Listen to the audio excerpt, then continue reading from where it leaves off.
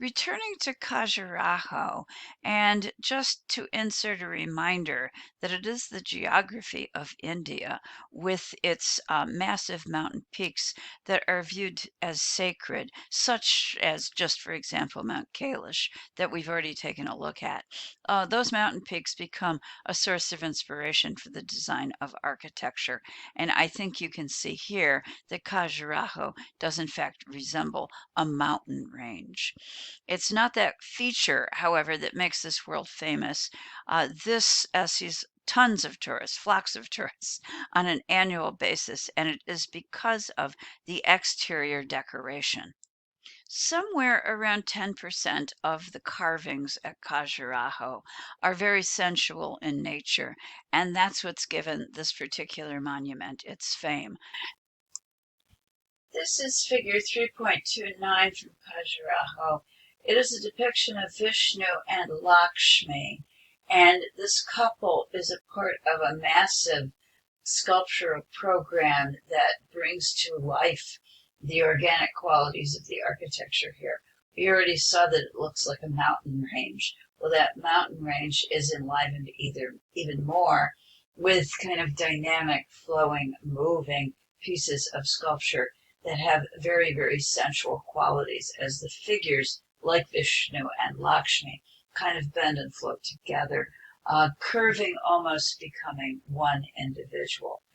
You can tell from looking at this, I think, that in Hinduism, there's a great sense of pleasure that's taken, or joy that's taken in an appreciation of the body itself, the beauty of the body, and the love that is conveyed by the gods.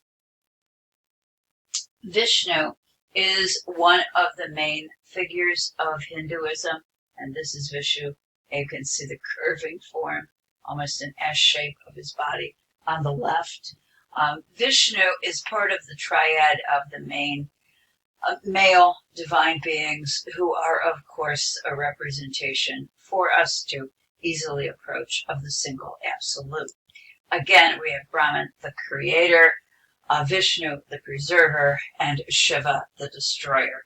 We've already looked at Shiva. This is Vishnu. Vishnu is the preserver. That implies that he will be the fellow that comes to earth in times that we're in trouble, that we need him. He's usually going to come in a manifestation or an avatar of his main divine self, which is Vishnu. One of his most famous avatars is Rama, but he comes in a variety of different forms. His consort or wife is Lakshmi. Lakshmi essentially is an equivalent of Parvati, who is the consort of Shiva. Now remember, all of the female deities actually are representations equally of the single absolute, and can be sometimes traced to the great mother Devi. So all manifestations come out of the single reality.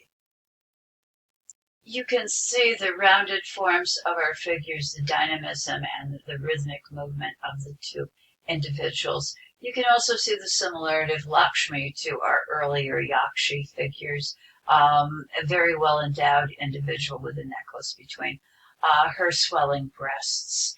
I would also like you to see the way the two gods, the god and the goddess, look at each other. There is an implied line linking them together, suggesting connection, but more than that, suggesting love, and physical love as well as spiritual love. And the sensual quality, of course, is enhanced by the gentle way that Vishnu actually embraces Lakshmi's breast. This is a good introduction, but I think perhaps you need to brace yourself for some of the more explicit images that adorn Khajuraho, and then it will be my job to explain why they're there.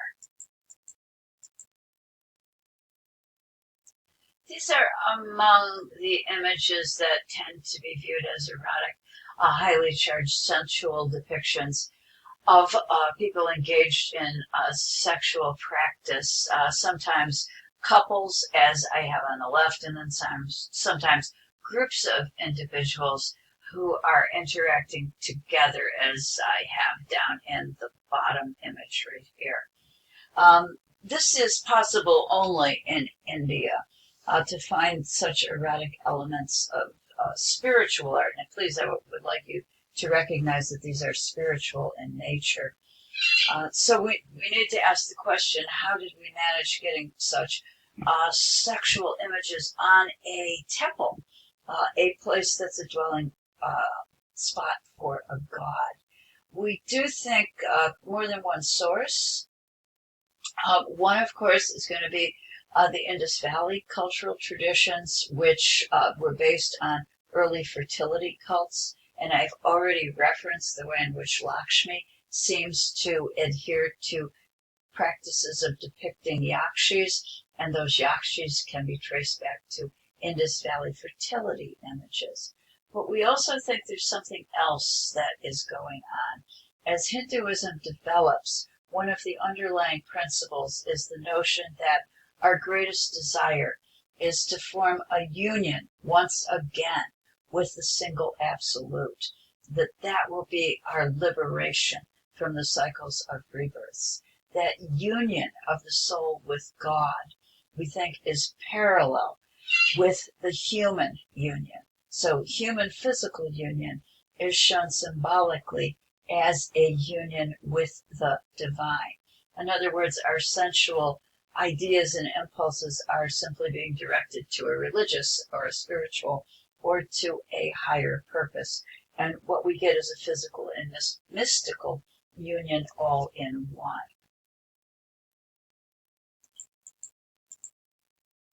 You will frequently find images like this in museums when you travel.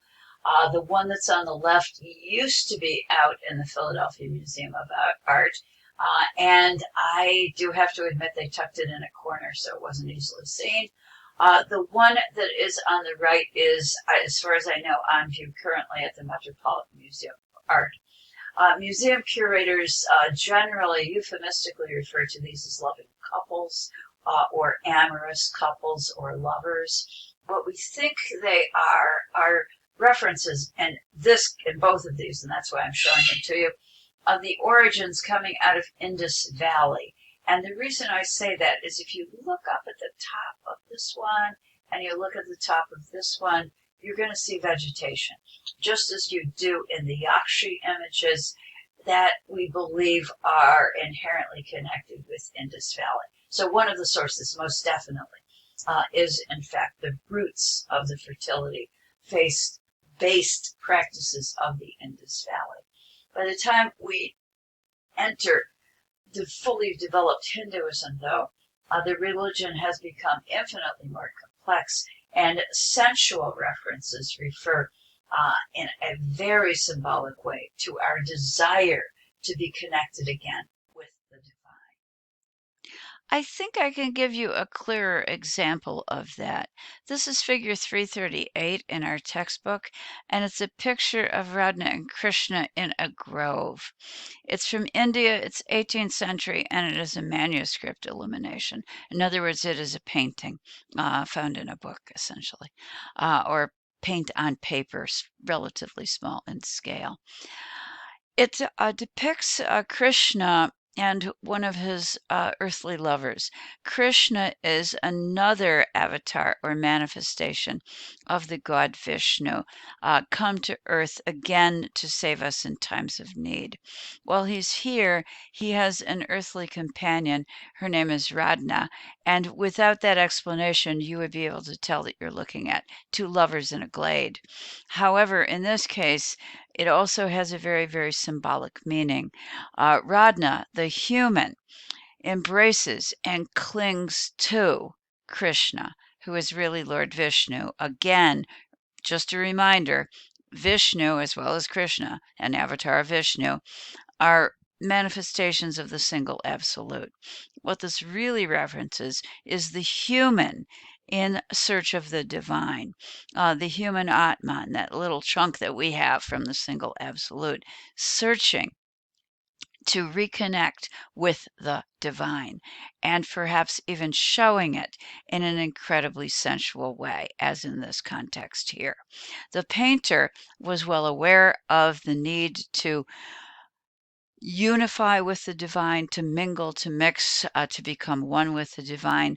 And the artist has actually put, if we go over here, a vine climbing up and around the tree as if to merge the human form merging with the divine and echoing that in the painted image.